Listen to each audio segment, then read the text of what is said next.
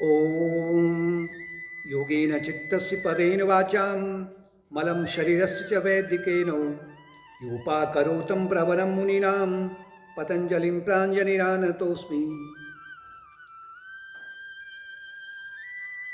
योग सूत्र विभूति पाद। पहला था समाधि पाद, दूसरा साधना पाद और तीसरा जो पाद है, इसका जो तीसरा चरण है वो है विभूति पाद और चौथा है कैवल्य पाद। मतलब जो अंतिम परिणति है वो मोक्ष की है या कैवल्य की है। साधना पाद में ये समझाया गया था कि अष्टांग योग के जो 8 अंग हैं उसमें यम, नियम, आसन, प्राणायाम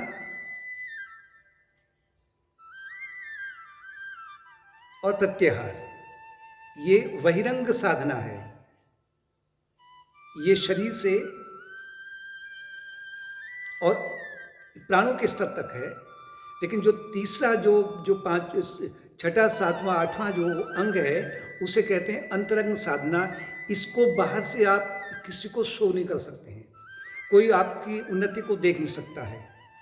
बहिरंग को तो लोग देख सकते हैं, लेकिन अंतरंग जो समाधि है और जो साधना है उसका नाम है धारणा, ध्यान और समाधि। कंसंट्रेशन, ध्यान मेडिटेशन, समाधि सुपर कॉन्शियसनेस। धारणा का तात्पर्य है कि मन को किसी एक वस्तु पर, एक स्थान पर, किसी परिस्थिति पर एकाग्र करना, मन की वृत्तियों को वहां पर ले जाना। ध्यान का तात्पर्य है कि अब वो जो मन की वृत्तियां हैं वो निरंतर उसी ओर बहते रहती हैं, मतलब अब वो इधर उधर विक्षिप्त नहीं होती हैं या इधर उधर नहीं भगती मन की वृत्तियां। ये ध्यान। और ध्यान के बाद में अब फिर मन स्वतः ही उस ओर बहने लग जाता है, जिससे कहते हैं समाधि या सुपर कॉन्शियसनेस। और इनका जो लक्ष्य है, फिर इनसे जो प्राप्ति होती है उसे कहते हैं सिद्धियां। लेकिन साधक को ये याद रखना है, अधिकांश लोग यहाँ पर भटक जाते हैं कि हम सिद्धि प्राप्त कर लेंगे, जल में खड़े होने की, और बहुत सारी सिद्धियां हैं, लेकिन वो फिर भटकने वाला मार्ग है। साधक का जो लक्ष्य है, जो उन्नत साधक है, उसका लक्ष्य है कि सिद्धियों के माध्यम से भी उसे उस ओर ज़्यादा ध्यान नहीं रखते हुए अपने आत्मन को जानना, अनुभव करना। तो जो इसमें विभूति प्राप्त होती है इन सिद्धियों से, धारणा, ध्यान और समाधि, इससे कहते हैं संयम। यानी कि धारणा, ध्यान और समाधि जब एक हो जाते हैं इसे संयम कहते हैं। और संयम से क्या लाभ होता है, जो सिद्धियां प्राप्त होती हैं वो विभूति पाद में बताया है। ग्लोरीज, महान विभूतियां जो हैं। पहला सूत्र है देशबंध चित्तस्य धारणा, मतलब चित्त को एक स्थान पर या वस्तु पर एकाग्र करना। फिर ध्यान के बारे में बताया गया है कि वृत्तियों का निरंतर उसी ओर बहना। और समाधि का तात्पर्य है कि सुपर कॉन्शियसनेस, जो पहले बता दिया है। इनका जो परिणाम क्या है, संयम का परिणाम क्या है? पहला है संस्कार साक्षात्कारणात् पूर्व जाति ज्ञानम। यानी कि संयम, धारणा और ध्यान और समाधि, ये प्रोसेस बड़ी लंबी है। पिछले जन्मों से भी आपको संस्कार एकत्र करने पड़ते हैं। ये नहीं कि बस ओवरनाइट डेवलपमेंट हो जाएगा, 1-2 दिन किया शायद आपको सिद्धि प्राप्त हो जाएगी, ये असंभव है। लेकिन जो इनसे सिद्धियों, पहली सिद्धि है कि संस्कार को जान लेने पर, अगर अपने संस्कारों पर आप संयम करते हैं तो आपको पूर्व जन्म की स्मृति हुआती है, मतलब पूर्व जन्म का जो ज्ञान है वो आ जाता है। जैसे भगवान बुद्ध को कहते हैं कि मुझे अपने 500 पूर्व जन्म की स्मृति है। योग वशिष्ठ में लीला कहती है कि मुझे अपने पिछले अनेक जन्मों की स्मृति हुआ रही है, जैसे कि अभी सामने हुआ हो। दूसरा सूत्र है 19वां, मैं आगे को इनको संक्षिप्त ले रहा हूँ। परिचित्त ज्ञान, दूसरे के मन पर संयम करने से उस व्यक्ति के भीतर, उस व्यक्ति के मन में दुख उत्पन्न हो रहा है, क्षोभ उत्पन्न हो रहा है, या आनंद उत्पन्न हो रहा है, या मन शांत है, उसको जान लेता है। और शरीर पर संयम करने पर शरीर के रूप पर संयम करने पर योगी अदृश्य हो जाता है। अदृश्य नहीं होता है, बल्कि अपने संकल्प से दूसरों के आँखों के प्रकाश से स्वयं को अलग कर लेने पर योगी एक प्रकार से उसके सामने ही होते हुए, उसके निकट होते हुए उससे अदृश्य हो जाता है। या अगर वो बोलता है तो दूसरा उसे सुन नहीं सकता है। सूत्र 22 है, प्रारब्ध कर्म पर संयम करने से, मतलब प्रारब्ध कर्म कौन है वो आपने अनेक बार बताया है। योगी अपनी अपनी मृत्यु को जान लेता कि मेरी शरीर की मृत्यु कब होने वाली है। मैत्री पर संयम करने से दूसरों से मित्रता की एक महान शक्ति प्राप्त हो जाती है। कंठकूपे क्षुति पासा निवृत्ति, इस सूत्र में दिया गया है कि विशुद्धि चक्र पर, गले पर संयम करने से धारणा, ध्यान और समाधि, कुछ समय की बात नहीं है, उससे भूख और प्यास पर नियंत्रण हो आता है। योगी भूख और प्यास पर नियंत्रण कर लेता है। सूत्र 45 है जो मुख्य है इसका, ततो अणिमादि प्रादुर्भाव हो काय संपत धर्म अनाभिघातस्य। तत्वों पर संयम करने से, पंच तत्व जो हैं अग्नि, वायु इत्यादि, योगी अणिमादि सिद्धियां प्राप्त कर लेता है। अष्ट सिद्धियां मुख्य हैं, वो कौन कौन सी हैं? तत्वों पर पूर्ण संयम करने से योगी को पहले तो सब उससे परमात्मा प्राप्ति हो जाती है, और परमात्मा प्राप्ति अगर हो जाती है, अगर ईश्वर को जान लेता है, तो उसकी परम सत्ता से वो ये जानता है कि मेरा व्यक्तित्व अब उसी परम सत्ता से संचालित हो रहा है। इसके माध्यम से उसमें ये 8 सिद्धियां प्राप्त हो जाती हैं योगी को। पहली सिद्धि है अणिमा। अणिमा का तात्पर्य है कि इच्छानुसार सूक्ष्म रूप धारण कर लेना। अति लघु रूप पवन सुत लीना, सुंदरकांड में कहा गया कि हनुमान जी ने अति लघु रूप ले लिया था, मतलब वो बिल्कुल एक माइक्रोस्कोपिक रूप ले सकता है, मतलब सूक्ष्म शरीर, सूक्ष्म रूप योगी अपना बना सकता है। दूसरी सिद्धि है लघिमा। लघिमा का तात्पर्य है कि रुई के समान में स्वयं को हल्का कर लेना। तीसरी सिद्धि है गरिमा, स्वयं को पर्वत के समान में भारी बना लेना। चौथी सिद्धि है प्राप्ति, दूरस्थ वस्तुओं के पास पहुंच जाना। अगर वो चंद्रमा के पास में भी है, मंगल में भी है, तो वहां भी वो पहुंच सकता है योगी। पांचवी सिद्धि है प्रकाम्य, कोई भी जो कामना उसके मन में आती है उसकी वो प्राप्ति कर लेता है। लेकिन उसकी जो कामना है, योगी की कामना और लोगों के समान कामना नहीं होती है, परोपकार की कामना होती है। छठी सिद्धि है ईशित्व, स्वयं प्रकृति निर्माण में वो प्रकृति का निर्माण कर सकता है, दूसरी सृष्टि की रचना कर सकता है, और उस पर अपना नियंत्रण, मतलब उसका शासक भी बन जाता है। खाली उसका निर्माण किया ही नहीं, बल्कि उसका शासक बन जाता है। सातवीं सिद्धि है वशित्व। वशित्व का तात्पर्य है कि सृष्टि पर नियंत्रण भी हो जाना।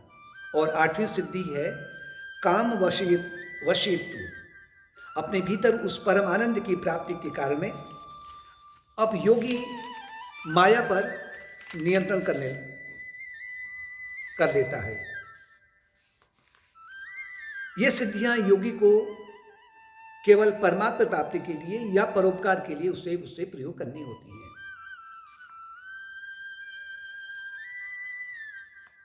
स्थाने उपनिमंत्रणे संयमस्य अकरणम पुनर्दिष्ट प्रसंगात, सिद्धियों के प्राप्त होने के बाद में उसे देवता या जो और अन्य लोगों में जो स्वर्गीय, जो मतलब जो सूक्ष्म लोक में जो उन्नत प्राणी होते हैं, उनके निमंत्रण पर वो उसको आमंत्रण करते हैं कि हमारे पास आइए आप। तो उनके निमंत्रण पर योगी न तो प्रसन्न होता है, न उनके भोगों पर वो आसक्त होता है। एक प्रकार से जिसे कहते हैं कि परावैरागी की प्राप्ति हो जाना अपने उस आत्मा को जान लेने पर। क्योंकि अगर वो फिर आसक्त हो गया तो फिर उसका पतन हो सकता है, मतलब फिर वो और तुच्छ चीजों में आसक्त हो सकता है। इसलिए जब संन्यास की दीक्षा दी जाती है तो जो पहला मंत्र है वो है ओम भू संन्यस्तम मया, मैंने पृथ्वीलोक के सुख त्याग दिए हैं। ओम भुव संन्यस्तम मया, मैंने पितृलोक के सुख त्याग दिए हैं। ओम स्व संन्यस्तम मया, मैंने स्वर्गलोक के भी सुख त्याग दिए हैं। मैंने इंद्रियां, मन और बुद्धि के सुखों को त्याग दिया है। ये वो संकल्प करता है बार बार। सूत्र 55 है जो इसका अंतिम सूत्र है, क्योंकि मैंने इसको पूरा सूक्ष्म में लिया है। सत्व पुरुषयो शुद्धि साम्ये कैवल्यम। जब योगी अपने चित्त में और पुरुष में, मतलब पुरुष का मतलब स्पिरिट, आत्मन में वो एक साम्य भाव का अनुभव करता है तो वो मुक्ति पा लेता है। और ये जो सभी सिद्धियां हैं, जो सभी जो विभूतियां हैं, इन सभी विभूतियों का लक्ष्य केवल मोक्ष पाना है, भटकना नहीं है। ऑलमोस्ट जो लोग हैं, अधिकांश जो योगी हैं, वो आधे मार्ग के बाद में भटक जाते हैं। जैसे कि कोई, जैसे पर्वतारोही है, बहुत सारे उसकी घाटी में लोग खड़े हैं और पर्वत की चोटी पर जाना है जहाँ अनंत वैभव को देखना है। कुछ लोग तो घाटी से ही वापस हो जाएंगे, कुछ लोग कुछ कदम जाएंगे, कुछ देखेंगे तो यहाँ से बहुत हमें दिखाई पड़ रहा है यहाँ से, तो वहीं पर अटक जाएंगे। इस तरह से अंतिम सीढ़ी, अंतिम चोटी तक जाने पर कोई बिरला ही पहुँच पाता है, क्योंकि ये सिद्धियाँ उससे अपनी ओर आकर्षित कर लेती हैं, लोभ दिला देती हैं। इस प्रकार से विभूतिपाद यहाँ पर संपन्न होता है। अगला जो पाद है उसका नाम है कैवल्यपाद। कैवल्यपाद ये राजयोग सूत्र का अंतिम चरण है, यहाँ पर संपन्न होता है। अर्थात जो लक्ष्य है, चित्त वृत्ति निरोध का जो लक्ष्य है वो क्या है? कैवल्य प्राप्त करना, मोक्ष प्राप्त करना, आत्म साक्षात्कार प्राप्त करना, या चित्त वृत्ति निरोध, चित्त की समस्त वृत्तियों का निरोध कर लेना। शुक्ल और अशुक्ल जो शुभ कर्म है, अशुभ कर्म है, इन कर्मों से अपने आप को मुक्त कर लेना। विगत जन्मों के संस्कारों से जो उन्नति हुई रहती है उसके माध्यम से अब वो यहाँ पर आप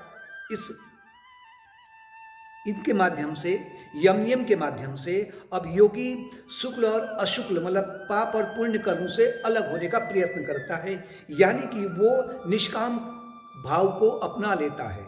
क्योंकि जो भी व्यक्ति सकाम कर्म के माध्यम से, जो भी व्यक्ति या योगी जो भी कर्म करता है, शरीर से है, वाणी से है, मन से है, उनका उसको एक प्रकार से जब कर्म बनता है, तो जब कर्म होता है शरीर से, मन से, वाणी से, तो उसका एक भोग प्राप्त होता है, अनुभव होता है उसको। चाहे सुख का अनुभव हो, चाहे दुख का अनुभव हो, किसी प्रकार का अनुभव अगर होता है तो उससे कहते हैं भोग। और भोग से फिर उसके चित्त में संस्कार एकत्र हो जाते हैं, इंप्रेशंस, और ये अनंत जन्मों से उसके संचित कर्म के रूप में विराजमान रहते हैं। और इन्हीं संस्कारों में से कुछ कर्म अब मैच्योर होते, मतलब पकने लग जाते हैं, परिपक्व होते हैं। ये कहलाते हैं वासनाएं, सूक्ष्म कामनाएं। और ये सूक्ष्म कामनाएं उसके मन को विचलित कर देती हैं अगर उस सकाम कर्म में इन्वॉल्व है तो। वासना से बनती है वृत्तियां। अगर वासना को नहीं रोका गया तो वृत्ति, मतलब जो चेतन मन है, संस्कार तो आपके अचेतन मन में विद्यमान है। वासनाएं निकलती हैं ऊपर अवचेतन मन में, सबकॉन्शियस माइंड में, और वासनाएं फिर ऊपर और उठती हैं तो वो आती हैं चेतन मन के स्तर पर, जिसे कहते हैं वृत्ति, थॉट वेव्स ऑफ माइंड। वृत्ति स्तर पर फिर अब वो जब वृत्ति स्तर पर उसको ये आते हैं तो यहाँ पर फिर वो उसमें वो स्मृति को ले आता है। उसे जब स्मृति आती पिछली, या जो अनुभव उसे हुआ है, या उसने जो कुछ कल्पना कर लेता है, इसके करने से मुझे ये फल प्राप्त होगा, ये लाभ होगा या हानि होगी। हानि तो मानता ही नहीं है, हानि केवल योगी मानेगा। स्मृति आ गई, अनुभव आ गया, संकल्प हो गया। इनके माध्यम से वो जो वृत्तियां हैं वो काम का रूप ले लेती हैं, मतलब अब व्यक्ति उस कर्म को करने के लिए व्यग्र हो जाता है। मतलब अपने अब वो वाणी का प्रयोग और अपने शरीर के अंगों का प्रयोग करने के लिए उतावला हो जाता है, जिसे कहते हैं काम। और जब उतावला हो जाता है तो फिर अंत में फिर वो कर्म बन जाता है। जब कर्म बनता है तो वो कर्म के माध्यम से अब वो उस कर्म में संलग्न हो जाता है। जैसे ही वो संलग्न हुआ, उस वो कर्म उसने किया, तो अगर कर्म किया तो फिर भोग उत्पन्न हो गया, भोग उत्पन्न हो गया, फिर संस्कार बने, संस्कार बने फिर वासनाएं बनी, वासना बनी तो फिर वृत्ति बनी, वृत्ति बनी तो काम बन गया, काम बन गया तो कर्म बन गया। तो इस तरह से जो ये मना चक्र है, साइकिल ऑफ माइंड है, ये निरंतर जन्मों जन्मांतर तक घूमते रहता है। लेकिन जो योग मार्ग का जो लक्ष्य है, जो राजयोग सूत्र का जो लक्ष्य है, वह चित्त वृत्ति निरोधः, कि इन अब वो अगर वो कर्म में संलग्न भी हो रहा है तो उसको वो सकाम कर्म से हटा करके निष्काम कर्म की ओर अपने ध्यान को ले आता है। निष्काम कर्म का तात्पर्य है कि जो आगामी कर्म है, क्योंकि जो कर्म करेगा ना, जब वो कर्म करेगा तो आगामी कर्म बनेंगे, आगामी कर्म बनेंगे तो फिर आगामी कर्म अगर सकाम कर्म होंगे तो फिर वो उसके लिए जन्म और मृत्यु के बंधन में वो डालने का उसका कारण हो जाएगा।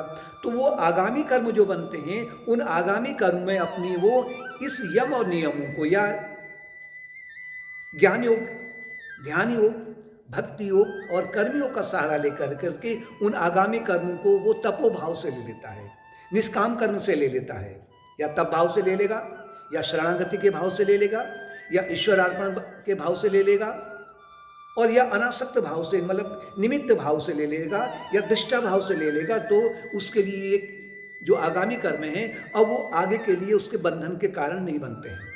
वो अपने चित्त में निष्काम कर्म के शुभ संस्कार को एकत्र करता है। एकत्र करेगा तो धीरे धीरे उसका जो जीवन है वो प्रफुल्लित होने लगेगा, जीवन उद्देश्यपूर्ण होने लगेगा, जीवन शांतिपूर्ण होने लगेगा, जीवन में आनंद का अनुभव आने लगेगा।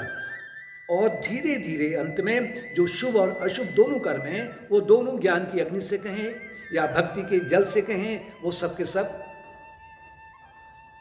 समाप्त हो जाते हैं और कैवल्य की प्राप्ति हो जाती है। तो इस तरह से ये इन पिछले कुछ जो हमारे सत्र थे, इनमें हमने समाधिपाद, साधनापाद, विभूतिपाद और कैवल्यपाद की चर्चा की। हमने विभूतिपाद और कैवल्य को हमने संक्षिप्त में लिया, वो जानबूझ कर करके, और इसके माध्यम से हम ये